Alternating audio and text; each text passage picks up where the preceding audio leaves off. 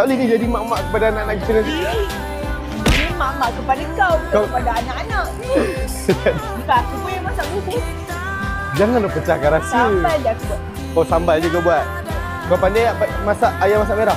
Pandai mula-mula ambil ayam. Lepas tu ambil warna yang Okay guys, so kepada orang luar kat sana fikir 2-3 kali. Aisyah, betul lah kau pandai kita. Fikirlah nak bersama dengan Aisyah. So kita tak naklah buang masa, tak nak bergaduh hal rumah tangga kat sini. 5. ni tempat pampers, nak beli pampers apa? Pampers Erika. Kalau jadi ikan masak merah, siap kau? Lawak je.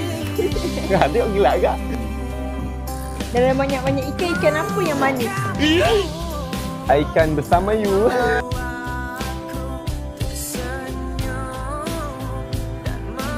Minyak. Aku nak tanya kau, ayam masak merah